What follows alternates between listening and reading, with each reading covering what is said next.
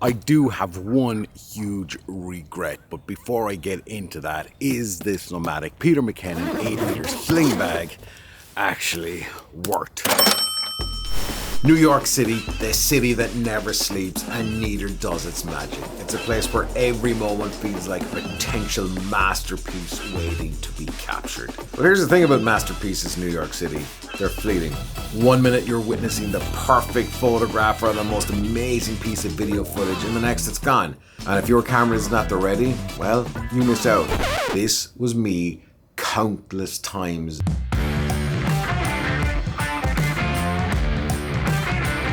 All thanks to one thing in particular, this backpack. This is a DB Journey backpack. It's a great backpack. It's been around the world with me, but this caused me so many problems. There were times I just couldn't be bothered. In fact, as the trip went on, I stopped using the camera more and more because it was a struggle to get it out of the bag. First, you get the bag off, get the camera out of the bag, make sure you didn't break anything, nothing fell off, then take the shot or take the video, then get it back into the bag, back onto the net.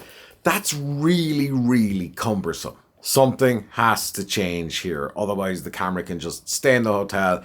Absolute waste of time bringing it to one of the greatest cities in the world. I have this Ulanzi sling bag. Did I bring this? No, I decided, there's too much stuff in the suitcase. So what did I do? I went to B&H Photo, a store that I absolutely idolize. And if you're ever in New York City, you really have to go to B&H. Amazing staff, amazing everything. In fact, quick side note, my daughter got her first ever camera there when we were on the trip. All that aside, I had this Peter McKinnon sling bag in mind.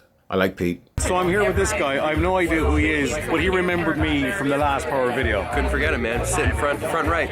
See? Like around, I'm gonna say like 5:30 on the clock. That's where he was sitting. That was my stunning good looks, right? Yeah, absolutely. He doesn't put his name to junk.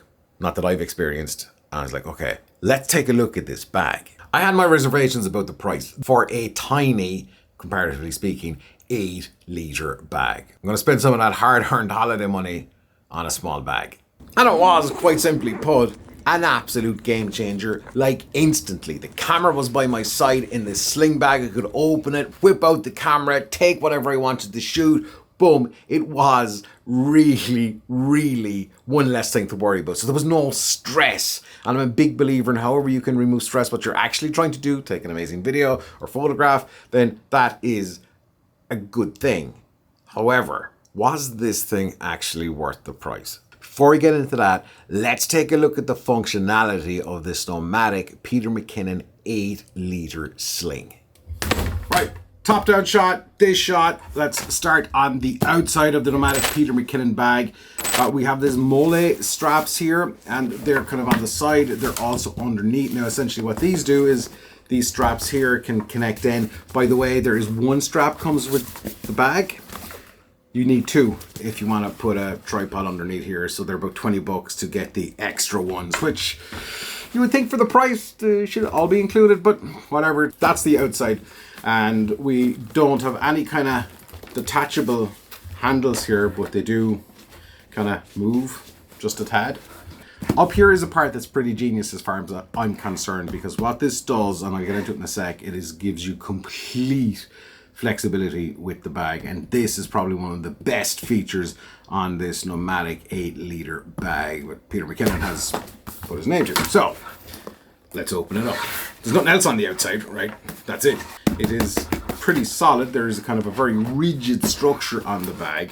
So the zips, here's the thing, the zips are nuts. The zips are really, these things are nuts. Okay, so the quality of this bag on the outside is really good. The zips are really, really good.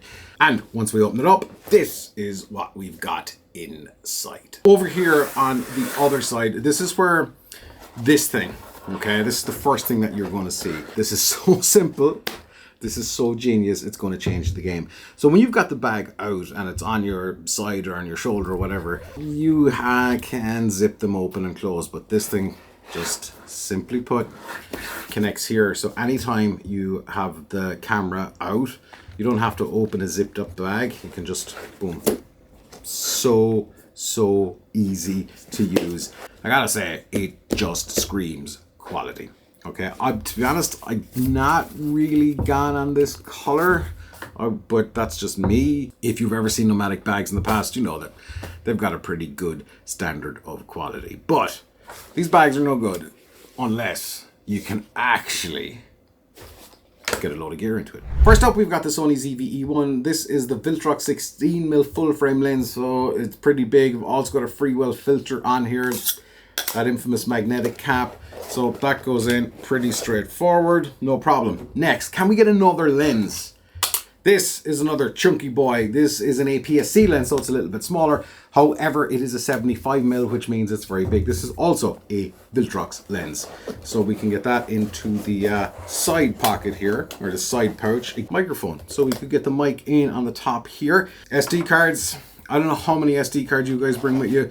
I generally just bring 1 or 2, but for the hell of it, I'm putting in the old 3 in here into this. Next up is the little pouches here, which best part for me, I think, is they're actually going to be used for batteries. So these are the MPFC100 batteries that are on the ZV-E1 and the FX3. Really, really great. Probably the best battery you can get for any camera these days, but obviously they're Sony batteries. Then we've got these pouches over here. So I don't know, I've got a multi-tool here. It's a small rig multi-tool that can go in there nice.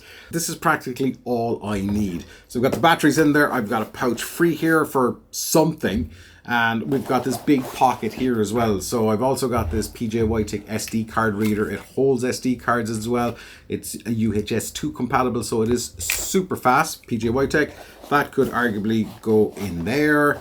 We can zip that up. I've still got like space here. I guess if you really wanted, I could probably squeeze in a notebook, and we could get the pin in to over here as well and tag it on, and it's done. Boom. Done. The big thing here is these, right? And these will absolutely be a huge benefit simply because you can put a little tripod under here. However, something like a handheld tripod like this from Ulanzi, they close. However, you cannot tighten them enough anymore. This is as kind of max as they go, so that's going to fall out. So depending on the tripod you have, however, this is amazing. This is one of my favorite tripods of the year. It's the amazing Ulanzi & Coleman tripod. That absolutely goes under there. So when you have all of this stuff loaded up and ready to go, boom, there you go.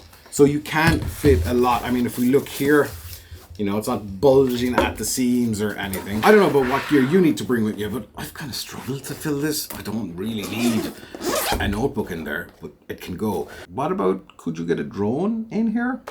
Absolutely fits in there. The controller, will that go here? I guess if I take out what's in the pocket, which is this SD card reader, I don't think you need it, but I'm just trying to show you guys the functionality. Will all this close up? So, bit of a squeeze, but it does close. Now we can see we're kind of pushing the limits here, and I think the one downside, if you were wedging a drone in here with a big camera, the problem isn't necessarily the drone. The problem is your screen on your controller. Do you really want to be pushing against this? So invariably it may crack. Nope. But if you took out the camera, this is a very, very functional drone bag. So let's take out the camera. Let's take out the mic. Boom. I mean, everything's in there. Is it worth all of your hard-earned cash? There's no denying. This thing is a very expensive bag. The old cliche of you pay for what you get. Absolutely true when it comes to a bag like this one. Yeah, you know, you've got the Peter McKinnon thing, but Nomatic have been around for quite a bit. They do know their bags. For me, was this worth the money?